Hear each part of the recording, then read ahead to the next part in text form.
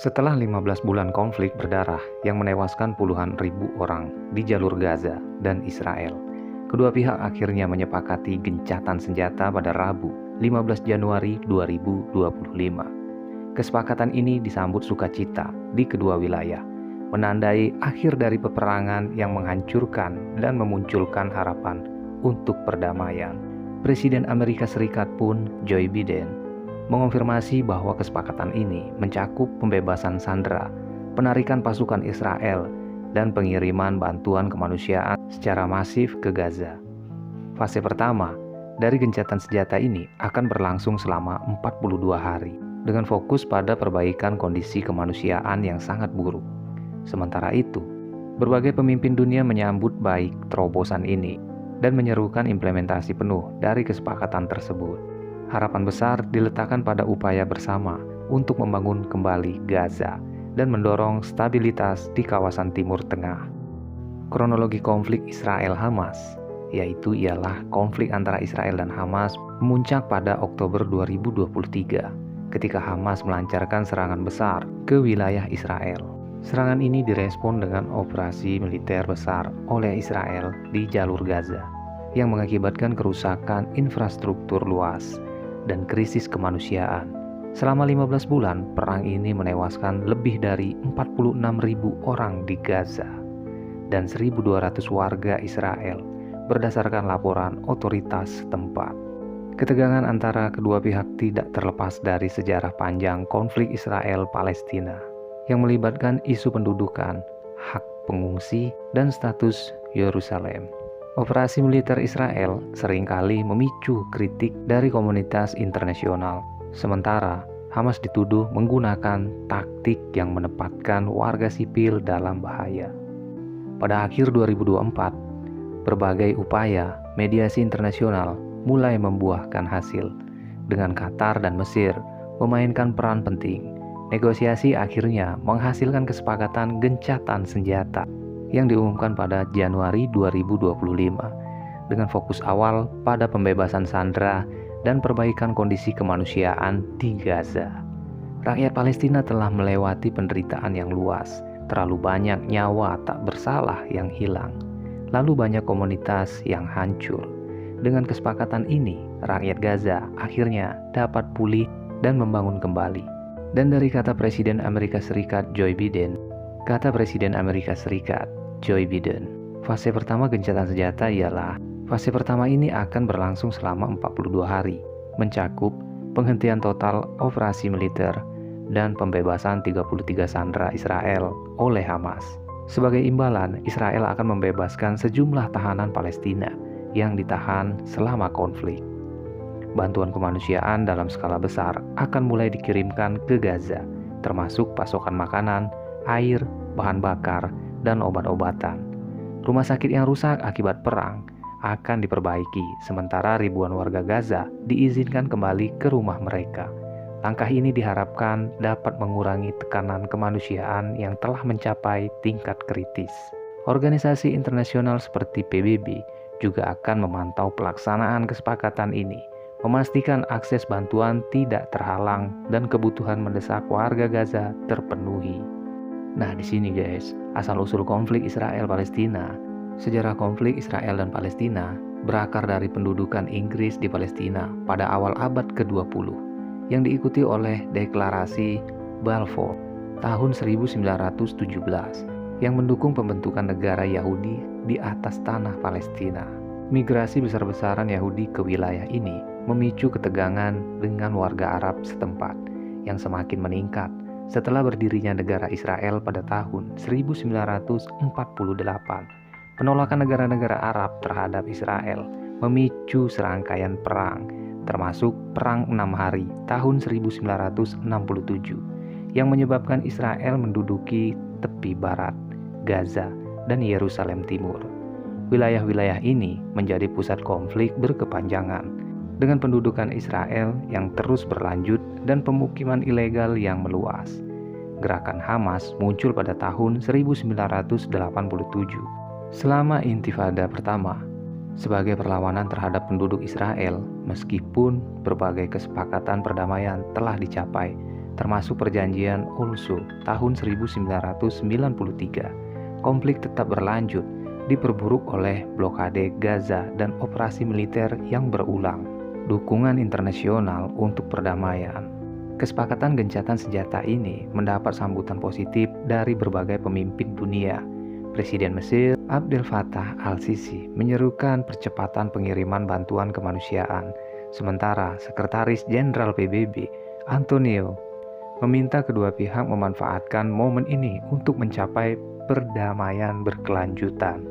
Jadi semua menginginkan perdamaian ini agar berlangsung panjang. Presiden AS Joe Biden menekankan pentingnya menghentikan kekerasan dan memberikan ruang bagi rakyat Gaza untuk membangun kembali kehidupan mereka. Dukungan serupa datang dari Uni Eropa yang menyatakan kesiapan mereka untuk mendukung rekonstruksi Gaza dan mendorong solusi dua negara. Di sisi lain, negara-negara Arab seperti Qatar dan Turki menyoroti pentingnya mengakhiri pendudukan Israel sebagai kunci untuk menciptakan stabilitas dan kawasan. Gencatan senjata dipandang sebagai langkah awal menuju penyelesaian konflik yang lebih komprehensif. Di sini rencana rekonstruksi Gaza, fase akhir dari kesepakatan ini, akan difokuskan pada mencakup pembangunan ulang infrastruktur dasar seperti rumah, sekolah, dan fasilitas kesehatan. Bantuan internasional akan dikoordinasikan untuk memastikan bahwa warga Gaza dapat kembali hidup normal setelah perang berkepanjangan. Selain itu, pelaksanaan program jangka panjang untuk meningkatkan ekonomi Gaza juga menjadi perhatian dengan tujuan menciptakan lapangan kerja dan mengurangi ketergantungan pada bantuan internasional. Upaya ini diharapkan dapat mengubah situasi di Gaza dari zona konflik menjadi wilayah yang stabil dan produktif. PBB dan organisasi kemanusiaan lainnya telah menyerukan peningkatan pendanaan untuk mendukung program ini. Sementara negosiasi lebih lanjut akan dilakukan untuk memastikan keberlanjutan perdamaian di kawasan tersebut. Dan di sini ada pertanyaan dan jawaban, apa isi kesepakatan gencatan senjata Israel Hamas? Kesepakatan mencakup gencatan senjata, pembebasan sandera, penarikan pasukan, dan pengiriman bantuan kemanusiaan ke Gaza. Mengapa konflik Israel Palestina terus berlangsung? Nah, di sini konflik berakar pada pendudukan, perbedaan klaim wilayah, dan ketegangan sejarah yang belum terselesaikan. Apa dampak perang 15 bulan di Gaza?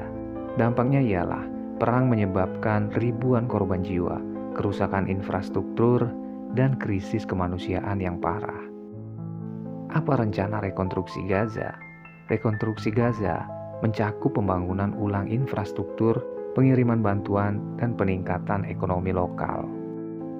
Kesepakatan gencatan senjata Gaza, harapan baru perdamaian Israel, Hamas.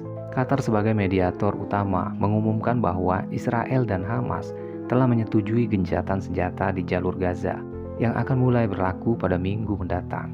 Kesepakatan ini mencakup pertukaran sandera dan tahanan yang menjadi langkah signifikan setelah 15 bulan konflik berkepanjangan di kawasan tersebut. Nah, jadi kesepakatan ini juga membuka peluang bagi perdamaian permanen antara kedua belah pihak. Dalam perjanjian tahap awal, sebanyak 33 sandera Israel yang ditawan sejak serangan Hamas pada 7 Oktober 2023 akan dibebaskan. Kelompok sandera ini mencakup perempuan sipil, rekrutan perempuan militer, anak-anak, lansia, serta warga sipil yang sakit atau terluka. Sebagai imbalan, Israel akan membebaskan sejumlah tahanan Palestina yang jumlahnya akan diatur dalam tahap kedua dan ketiga perjanjian. Selain itu, pasukan Israel akan menarik diri dari wilayah Gaza sebagai bagian dari komitmen untuk mendukung proses pertukaran sandera. Namun, mereka tetap akan ditempatkan di perbatasan guna menjaga stabilitas dan memantau pelaksanaan perjanjian. Proses ini juga mencakup pemulangan warga Palestina yang terlantar ke tempat tinggal mereka, serta pengembalian jenazah korban konflik pada keluarga masing-masing. Kesepakatan ini tidak hanya melibatkan Israel dan Hamas, tetapi juga dimediasi oleh 3 negara, yaitu Qatar, Amerika Serikat, dan Mesir. Ketiganya akan membentuk badan pemantau khusus yang berbasis di Kairo untuk memastikan seluruh ketentuan gencatan senjata berjalan sesuai rencana. Kami berharap ini menjadi halaman terakhir dalam perang berkepanjangan di Gaza, ujar Perdana Menteri Qatar dalam pernyataannya. Perdana Menteri Qatar menambahkan, jika ada kesepakatan kali ini diharapkan menjadi titik awal menuju perdamaian permanen. Ya, semoga saja perdamaian ini terus menjadi perdamaian yang permanen antara Israel dan Hamas. Dan kami mendesak semua pihak untuk berkomitmen penuh terhadap pelaksanaannya. Gencatan senjata tahap pertama akan berlangsung selama 42 hari. Selama periode ini, mediator internasional akan terus memantau situasi untuk memastikan tidak ada pelanggaran terhadap perjanjian.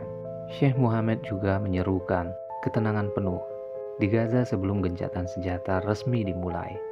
Kami berharap tidak akan ada operasi militer atau tindakan agresi dalam beberapa hari mendatang, tegasnya. Pada akhir tahap pertama, rinciannya akan dipublikasikan dan menjadi dasar untuk negosiasi tahap kedua dan ketiga. Kedua tahap tersebut akan mengatur jumlah tahanan Palestina yang akan dibebaskan sebagai imbalan pembebasan sandera Israel yang tersisa. Perjanjian ini juga diharapkan dapat membuka jalan bagi perundingan damai yang lebih menyeluruh. Walau kesepakatan ini menjadi titik terang di tengah konflik panjang, tantangan masih membayangi. Pelanggaran kecil saja dapat mengancam keberlanjutan perjanjian. Namun, dengan keterlibatan mediator internasional dan komitmen kuat dari kedua belah pihak, Sheikh Mohammed optimis bahwa kesepakatan ini dapat mengakhiri konflik secara permanen. Kami yakin mekanisme yang disepakati telah dirancang dengan matang untuk memastikan keberlanjutan perjanjian. Semua pihak memiliki tanggung jawab besar untuk menjaga perdamaian ini. Kesepakatan ini menjadi harapan baru bagi masyarakat Gaza dan Israel yang telah lama menderita akibat konflik. Jika tahap-tahap awal berhasil, gencatan senjata ini berpotensi menjadi pintu gerbang bagi solusi dua negara atau kesepakatan damai lainnya yang lebih luas. Rakyat di kedua belah pihak ini berharap gencatan senjata ini tidak hanya menjadi jeda sementara, tetapi awal dari masa depan yang lebih damai. Dan di bumi ini tidak ada yang dapat kita ketahui apa yang akan terjadi di kemudian hari. Semua masih tersimpan dalam misteri.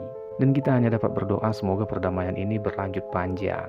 Dan untuk sahabat semua, jangan lupa bantu subscribe channel ini, channel Bumi Misteri, bumi yang masih menyimpan berjuta-juta rahasia.